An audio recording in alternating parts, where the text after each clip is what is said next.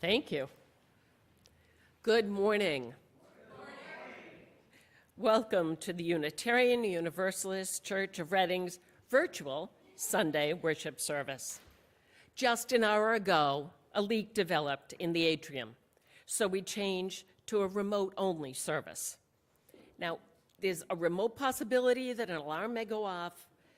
If it does, then we'll probably have to cancel the service immediately because it really wouldn't be any fun. Please check the YouTube link for words for the hymns. You can also find the script for this service. My name is Charlene Reynolds-Santo. I am a member of the worship arts team. My pronouns are she, her, and hers. In this morning, we gather in an understanding, welcoming, and family-friendly environment where we nurture and explore individual spirituality, work to build a committed and loving community, and to help heal the world. Whoever you are, wherever you are from, whoever you love, whatever your faith tradition, you are welcome here. If this is your first time with us, I would like to extend a special welcome. And if you haven't already, please check our webpage for more information about UUCR. Here you can find details of our church community, sign up for the weekly newsletter, and find the contact information for Melissa Martin, our Member Services Coordinator. Later in our service, we will collect our offering. And as is our spiritual tradition, we share half of each week's offering to a nonprofit organization that shares our UU values. We do this not because we have more than we need, but because there is so much need. And this is a simple yet powerful way for each of us to live out our mission's commitment to heal the world by becoming more involved in our community, by learning about and supporting the good works of charitable organizations. Our Share the Plate recipient for February is Reading Power. People organize to welcome immigrants and refugees. After the fall of Afghanistan in 2021, Reading Power came together again to welcome a family who fled through the chaos of the Kabul airport. Reading Power volunteers, including UUCR members, found and furnished an apartment in Somerville for the family, provided ESL tutoring, financial support, and so much more. The family is now well on their way to living independently, and Reading Power expects to provide tapering off financial assistance to the family through July. Last fall, Reading Power learned of another Afghan family, a father, mother, and 6 children who are living in a parsonage in Saugus. Reading Power is now helping the family directly and has developed a network of volunteers in Saugus. They are working together to provide ESL tutoring, financial support, and transportation assistance. Reading Power is an all-volunteer group, and every penny collected is used to support the refugees. On behalf of the staff and volunteers involved in today's worship service, I want to thank you for being with us this morning. We have a few physically, but most of you virtually. We believe you all belong here. We believe you belong here, maybe just for the next hour, although we hope for longer. You belong here, and we are grateful that you are here with us today.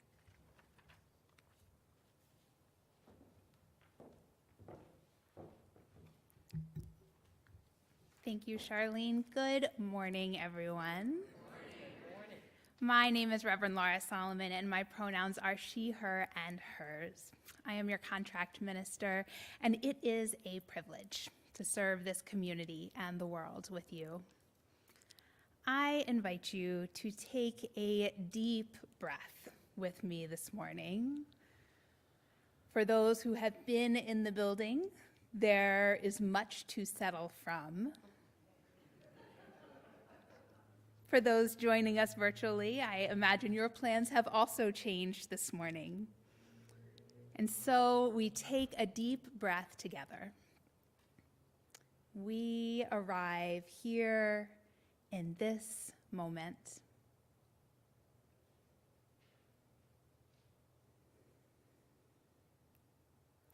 Our opening words come from the Reverend Monica Jacobson Tennyson. What is it that calls you here, that calls you onward, that calls you inward, that calls you homeward? What is it that gives you the power to make that change, to ask that question, to take that journey? What is it that says that you have done well, that asks you to learn more, that brings you to stillness, that holds you in hard times? It is relationship, the beating heart of our faith. It begins when we share this hour, our truths, this air, our hearts. Let us worship together. As we light our chalice this morning with Unitarian Universalists all around the globe, I invite you to join me in reading our chalice lighting words, which are printed in your order of service. In the light of truth, the warmth of community, the fire of commitment, we gather this day. May the flame we now kindle be to us a symbol of the holiness we seek. Each week we recite our children's affirmation as a reminder of the most important elements of who we are. We have exactly one children here today. Ethan, will you help me with reciting our words? We are Unitarian Universalists, the Church of the open mind, the loving heart, and the helping hands. Thank you. Please rise in body or in spirit and join in singing hymn number 347, Gather the Spirit.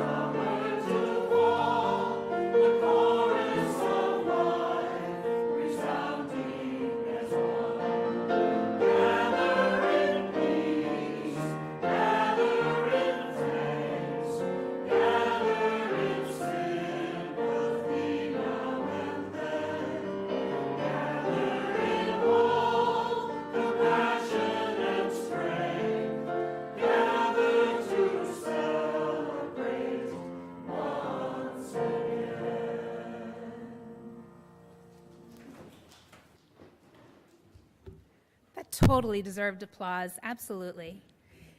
If anyone would like to come up for a time for all ages, I invite you to come forward now. We have a bunch of props to use today, so I may need some help with my props. Excellent. Thank you all. That's fair, not sitting on the floor. I approve. So I bet you have heard of the 7 or 8 principles in our Unitarian Universalist tradition, haven't you? Thumbs up? Okay, yes, awesome. Can anybody help me with naming some of our 8 principles? Yes, Jen? The interconnected web of life, absolutely. Will? The inherent worth and dignity of all people, exactly. What else?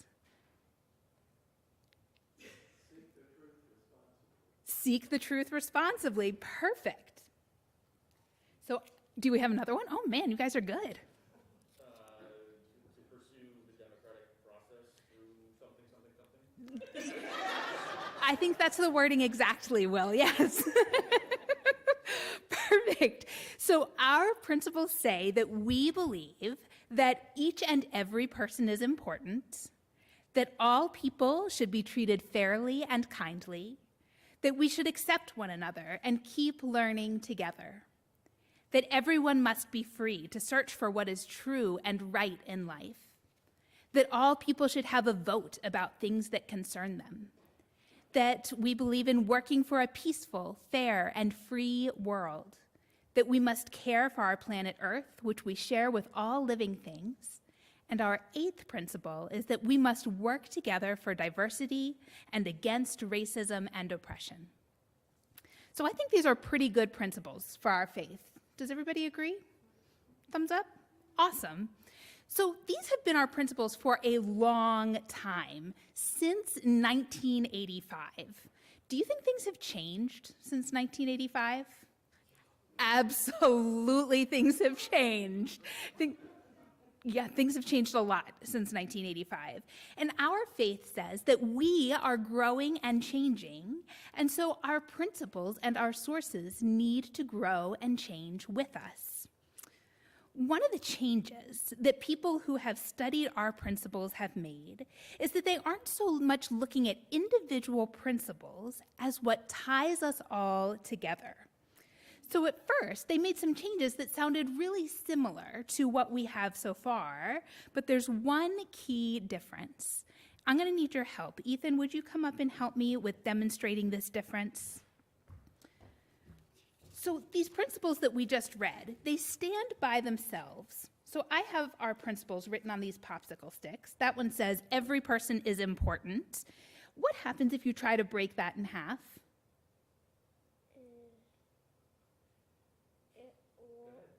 Go ahead, you can do it. Uh-oh, it just broke right in half, didn't it? I just did, instead of taking it apart literally, I just did like... Exactly, but was it hard to break in half, or did it snap pretty easily? It was hard. It was a little bit hard? Are we gonna get this back together? That's a great question. That's a great question. Maybe yes. You think so, yes?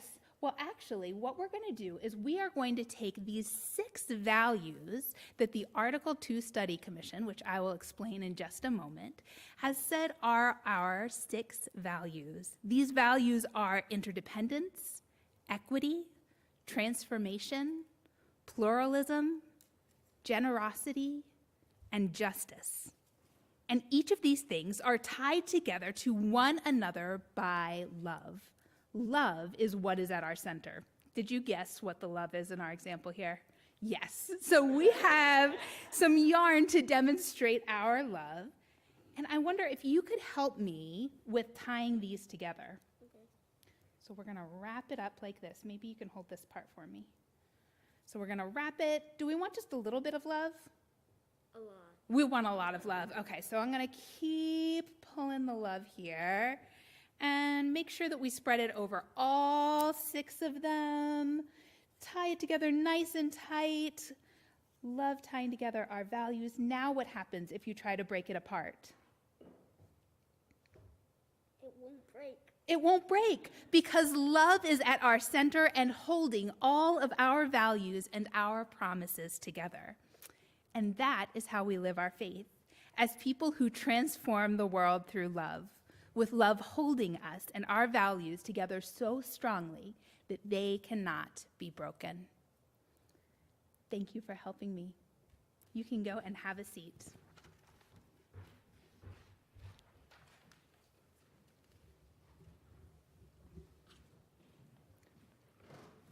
Thank you all.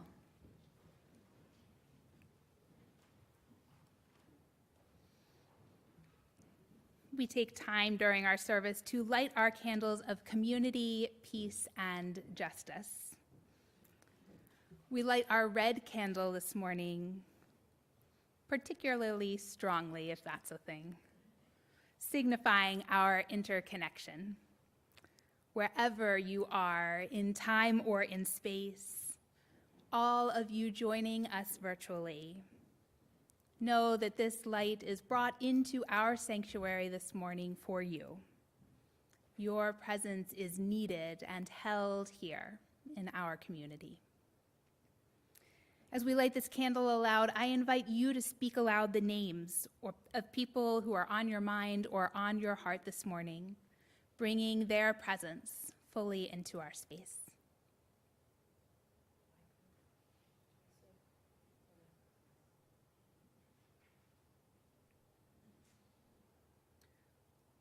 We light our blue candle for all the places worldwide where people live with the threat of war and violence.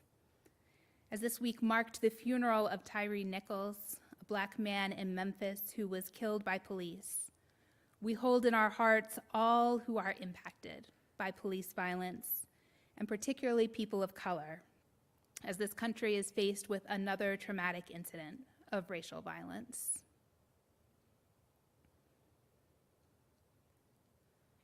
And we light our yellow candle of justice.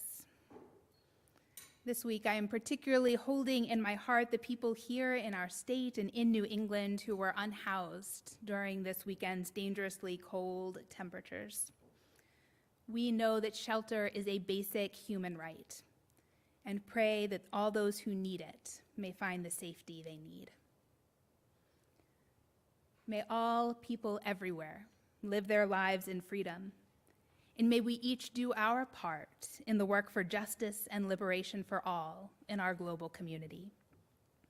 As we recommit ourselves to the work of love and justice, may we each voice this commitment by saying amen. Our prayer this morning comes from the Reverend Sarah Lawal. Spirit of life and love, holy mystery. May we hear the voices of the past mingled with the voices of today, guiding us into the future. With love as our common calling, let us hold love at the center. May we continue to cherish the earth with humility and reverence, honoring our place in the interdependent web. Let us hold love at the center. May we celebrate all sacred beings, diverse in culture and theology, learning from one another and embracing difference in our search for truth and meaning. May we hold love at the center. May we keep reaching for belovedness, for diverse multicultural community, for the collective thriving of all people where all voices are heard. As we work to dismantle racism and all forms of systemic oppression, let us hold love at the center.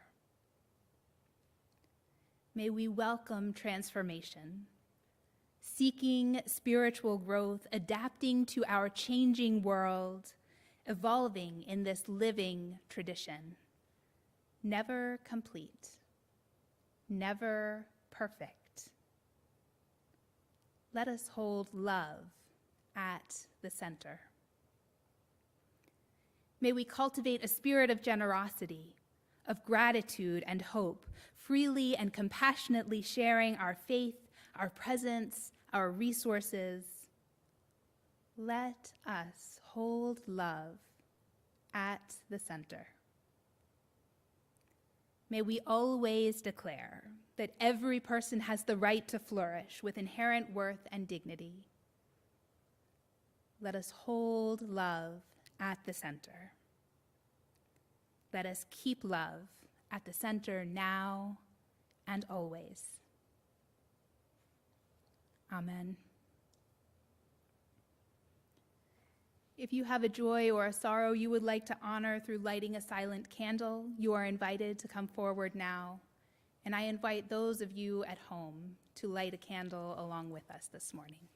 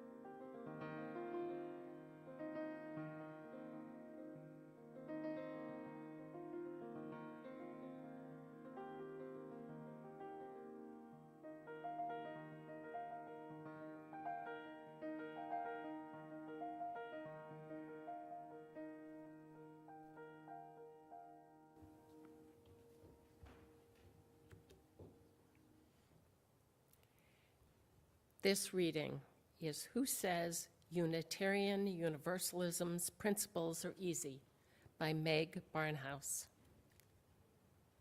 I have gone to a lot of church services in my time. When I was 8, wearing Mary Jane shoes and white stockings and a blue coat with a velveteen collar my mother had made, sitting next to my little sister with her coat identical to mine. Trying not to wiggle in the pew, I would make check marks as the sections of the order of service finish. Hymn number 1, pastoral prayer, scripture reading, sermon. I love checking off the sermon. We colored our bulletins and we looked through the hymnals and made ourselves giggle by adding between the sheets to their titles. A Baptist friend says she and her friends added in the tub. Turn back, O man, between the sheets. We 3 kings of Orient are in the bathtub. I listen to people talk sometimes about liberal religions as if it's a thin gruel, watered down to please everyone. Our principles, they complain, are either too much like a creed or so general as to be meaningless. My experience with the principles is that they are deeply demanding. The first one asked me to affirm and promote the inherent worth and dignity of every person, which means I can no longer subscribe to the cheerful Calvinist doctrine of the total depravity of human nature. Now I have to struggle with the worth and dignity of people who do unspeakably awful things. I'm supposed to value the democratic process, hearing the voice of everyone equally, allowing everyone to have a say. For those who feel they are thin gruel, I have a suggestion. Let's stick something onto the end of every principle that will stop people from smiling and nodding comfortably as they are read. Instead of adding in the bathtub or between the sheets, how about attaching beginning in our homes and congregations? Then we'd be faced with affirming things like the goal of peace, liberty, and justice for all, beginning in our homes and congregations.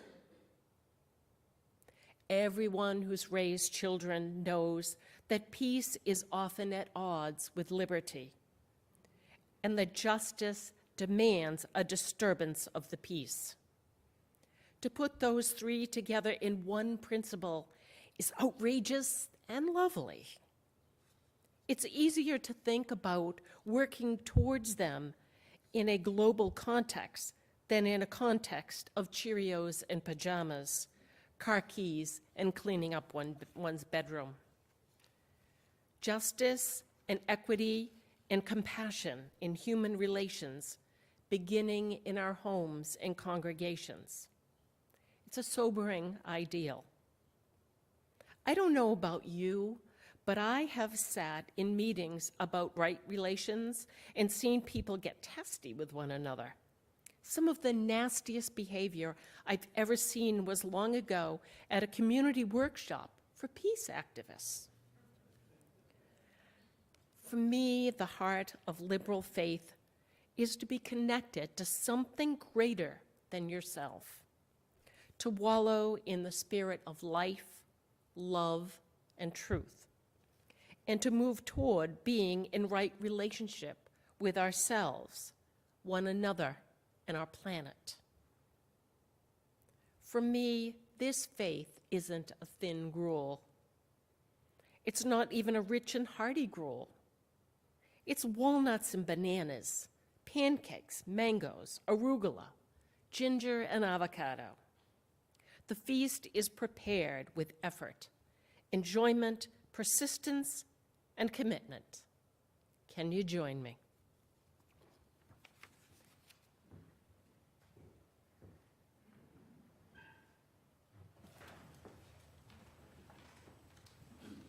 Thank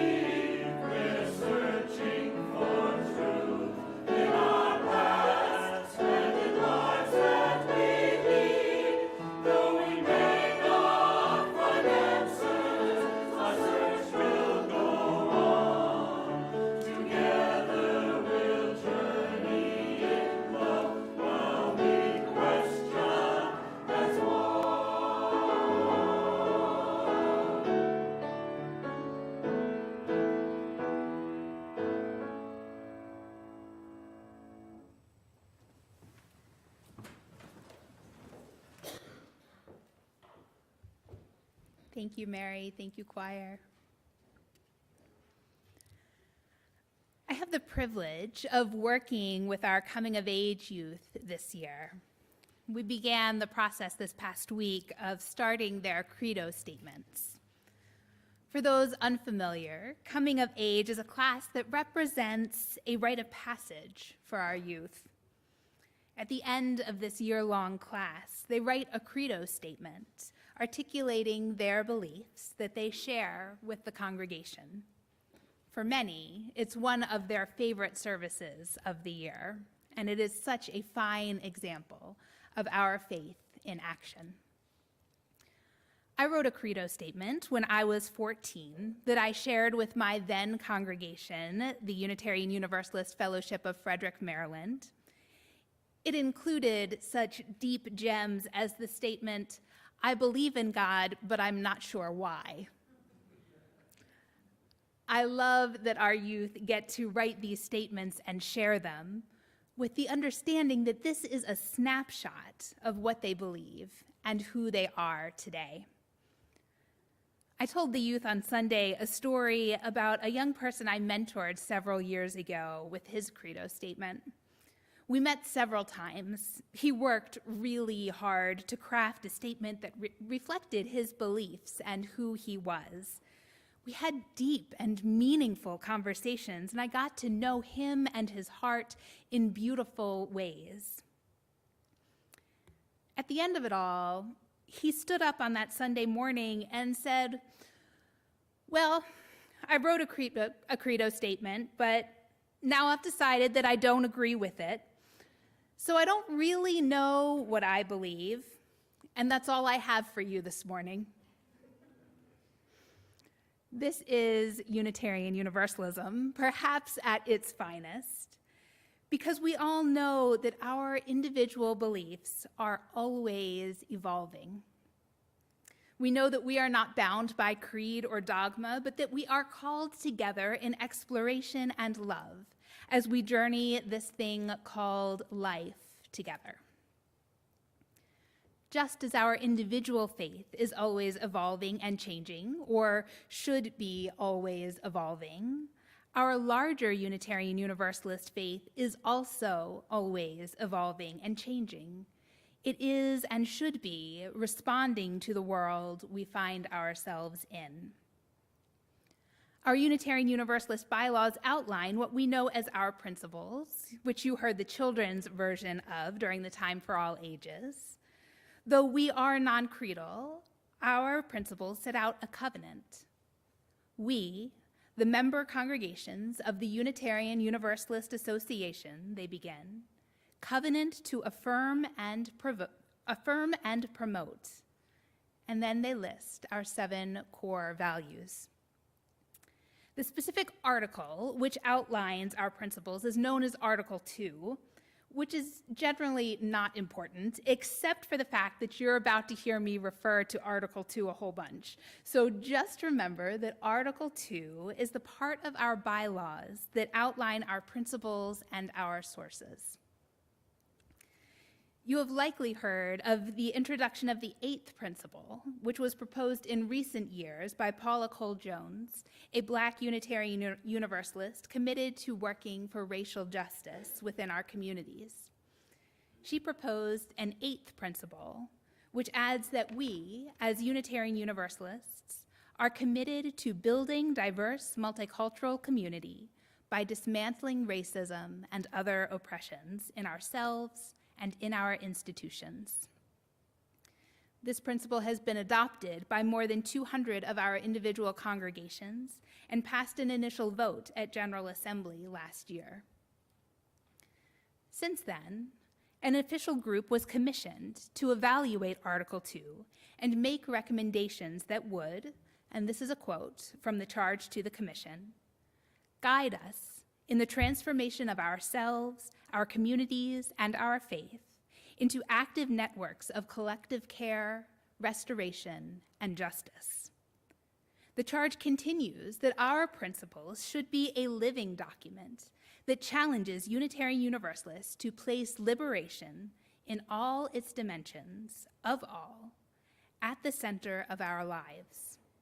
They should ask us to choose love in action as the path forward. This is not the first time changes have been made to Article 2, of course. Some of you probably remember changes that have been made in the past, and may remember changes that were attempted but did not pass at General Assemblies. Article 2 was originally written in 1961, when the Unitarians and the Universalists merged and joined forces. The original 1961 principles were not all that different from the ones we have today, although the wording of those statements would surely make many of us balk. Phrases like the dignity of man, men of goodwill in every land, and lots of references to God and brotherhood.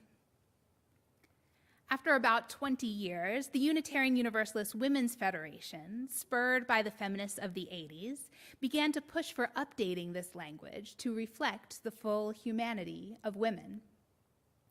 In 1985 and 1986, it takes a 2-year vote to change our bylaws. The changes were made that brought us to where our principles are today.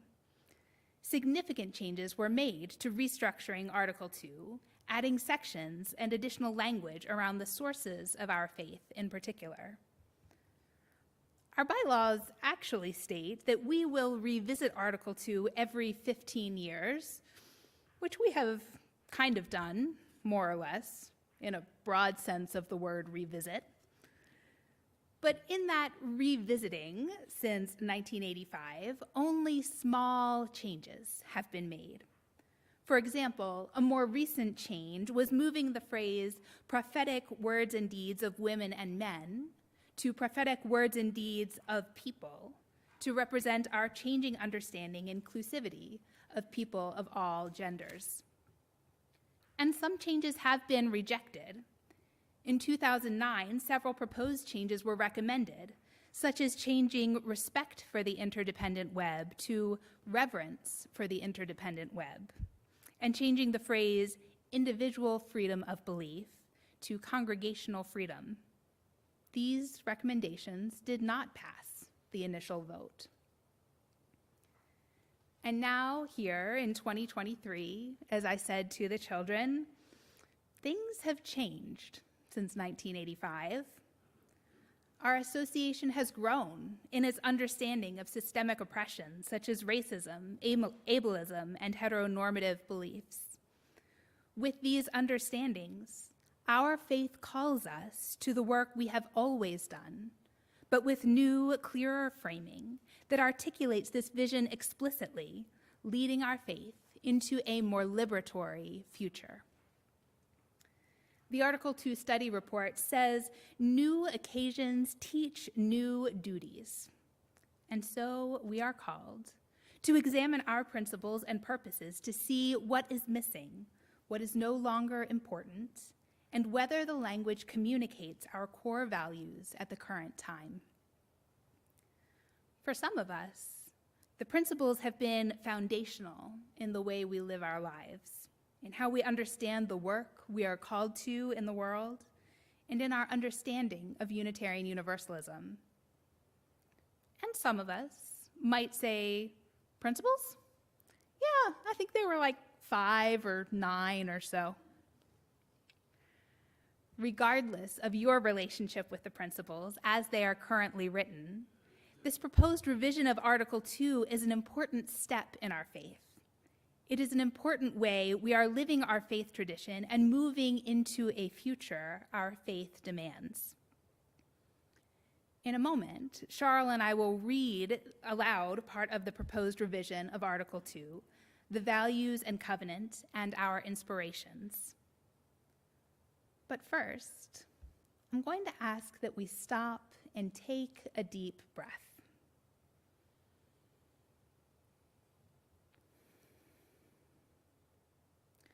I know people have many different reactions to changes like this.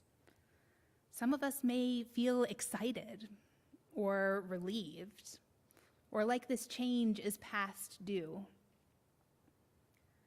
For some of us, This change may represent a loss of work we did within our denomination or something we have held particularly dear. So holding the hope, the potential, the change, and the loss, I just ask that we breathe together. The proposed revision states in the first section, which they define as our purposes, the purpose of the Unitarian Universalist Association is to actively engage its members in the transformation of the world through liberating love. The purpose of the Unitarian Universalist Association is to actively engage its members in the transformation of the world through liberating love. Here at UUCR, our mission statement states that we are a congregation committed to nurturing and exploring individual spirituality, building a committed and loving community, and helping to heal the world. How lovely it is to see our mission statement line up so exactly with these words of our Unitarian Universalist Association's purpose. The proposed revision of Article 2 states over and over, that which is at our center is love. From there, we have 6 values bound together by that love that makes us so strong, as we saw in our Time for All Ages. The values of interdependence, equity, transformation, pluralism, generosity, and justice. Thank goodness we are a living, breathing tradition. Thank goodness we have built into our very core the love to respond to changing times and changing needs. Thank goodness we follow this democratic process in which we all have a voice and a vote, and we know our voice matters. And thank goodness we get to do this work in a community which holds love at its center, inviting all of us in and calling us all to be better together than we can be alone. I'm now going to invite Charlene forward to help me read the proposed Article 2 revisions.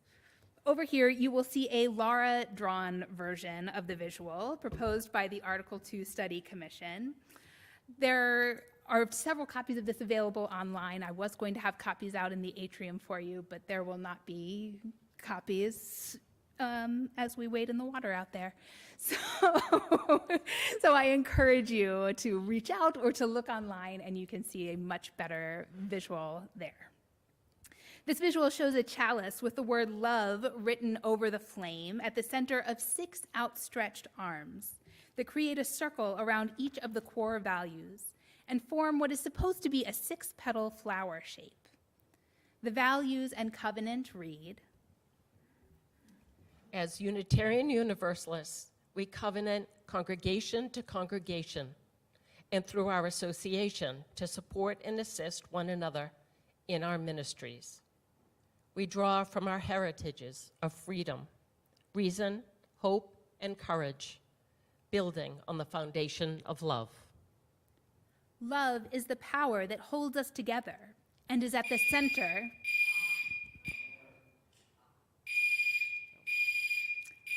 I invite us all to take a breath and ponder our next steps momentarily. All right. Are we okay to continue? We are okay to continue. Thumbs up. All right. Love is at the center.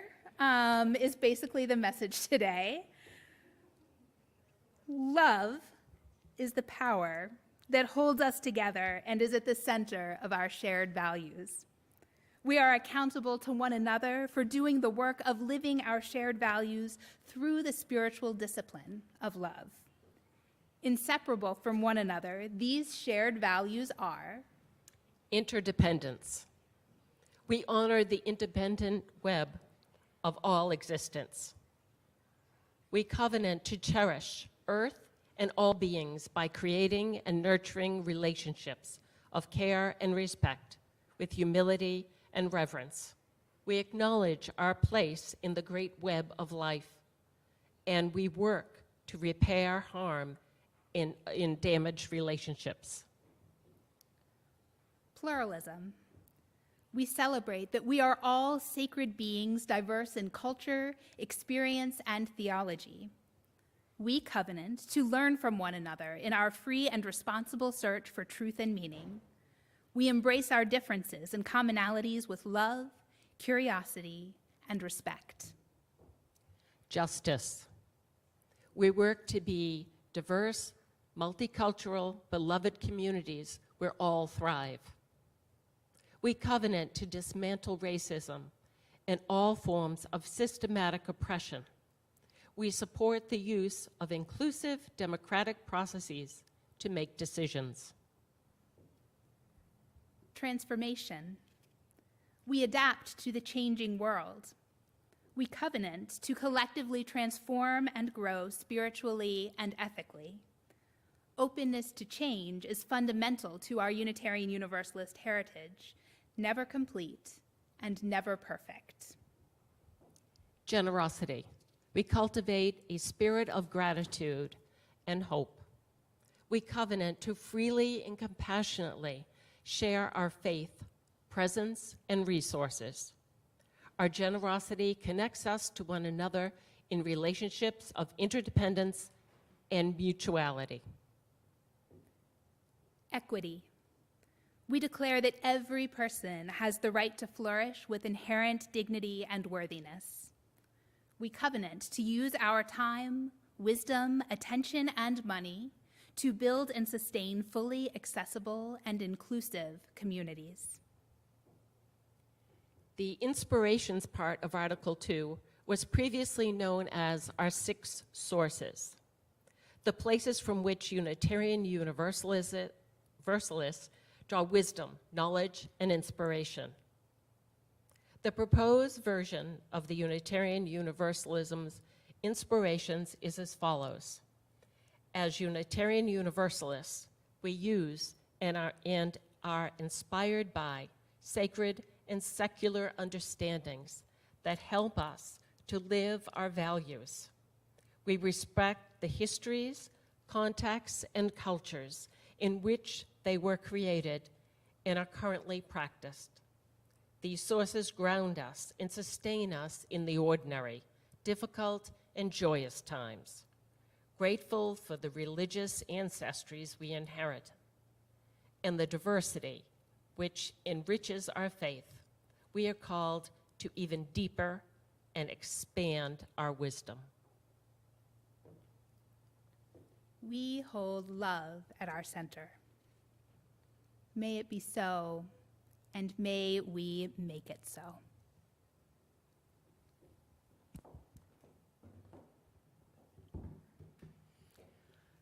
Our congregation exists and thrives through the gifts of those that call their place their spiritual home.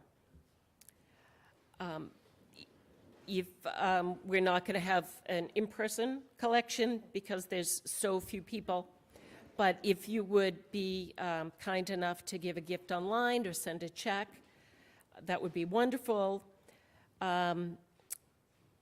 Please give as generously as you are willing and able to our Share the Plate offering to support Reading Power and the mission of UUCR. If this is your first time with us, your presence is gift in itself. Thank you.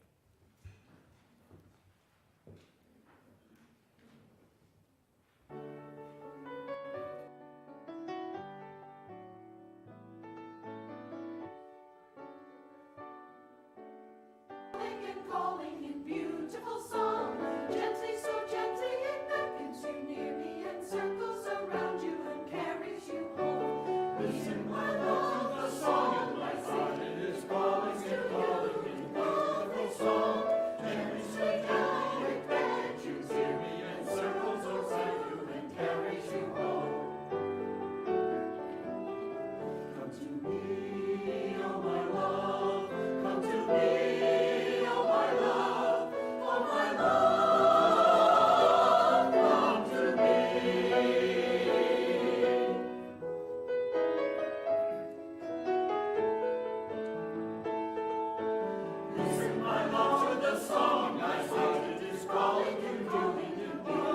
song. Gently, so gently it beckons you to me and circles around you and carries you home. Listen, my love, to the song of my soul. It's falling to calling, this beautiful song. Gently, so gently it beckons you to me and circles around you and carries you home. Listen, my love, to the song of my soul. It's calling to you in this beautiful song.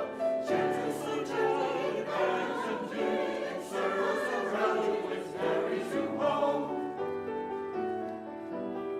Come to me, oh my love. Come to me, oh my love. Oh my love. Come to me. Oh my love. Come to me.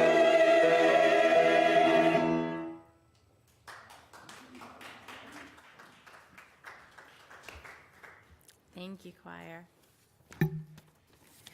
I'm Melissa Martin, your Member Services and Volunteer Coordinator and your interim Congregational Administrator, but just for a little bit longer. My pronouns are she and her. In the newsletter from Thursday, you will see links for the third week of Side with Love, 30 Days of Love, with resources focusing on the intersections between spiritual theme of healing and Side with Love's work supporting decriminalization.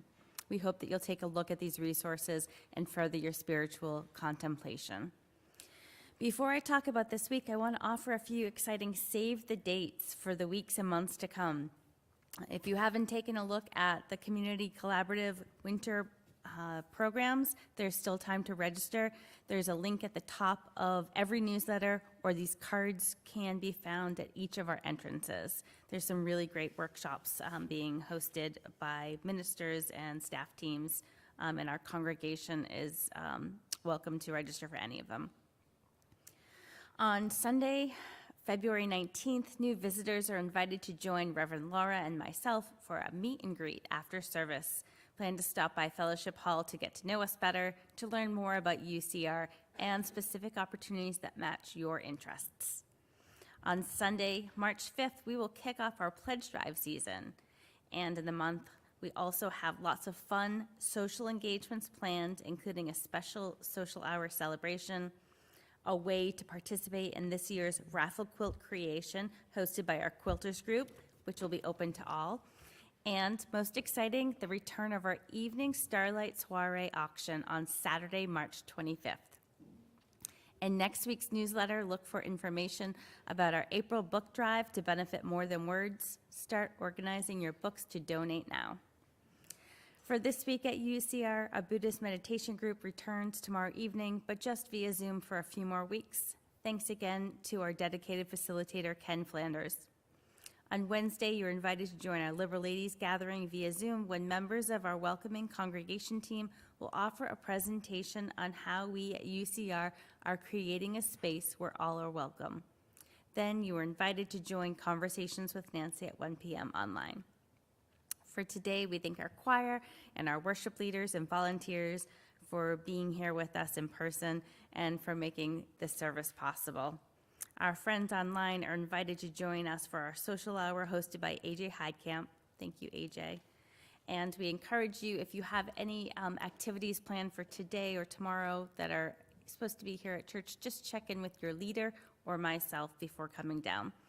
We hope that our atrium frozen pipe will be fixed very, very soon. Thank you to Mark Evans, our facilities manager, who has been working to keep our campus safe and warm and cleaning up the water.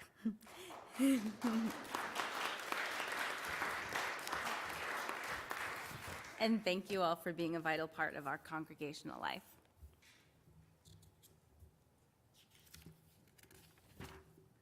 So if you would, please join us in our closing hymn, number 368, Now Let Us Sing.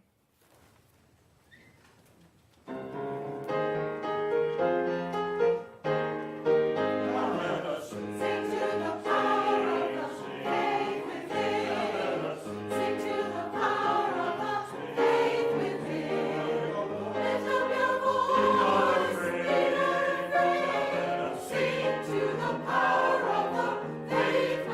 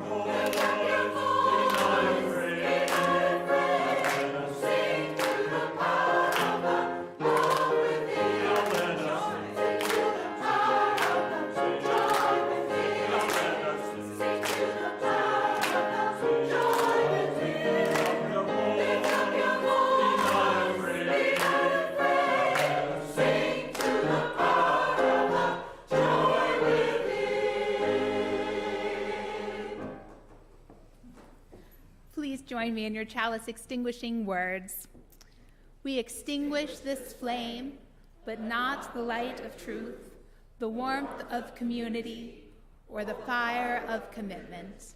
These we carry in our hearts until we are together again. Before I give our benediction, I would like to thank particularly our tech team, Allison and Cam. Thank you both so much for all you have done this morning to make this happen. We are part of a living tradition, a tradition that grows and changes and responds to the world as it is, holding love at our center as we try to live into the world we imagine. Please join me in singing our benediction response, number 1058 in your teal hymnal, Be Ours a Religion. These words were written by Unitarian Theodore Parker in the 1800s and speak to our living tradition, transforming and remaining grounded in our principles and our truths.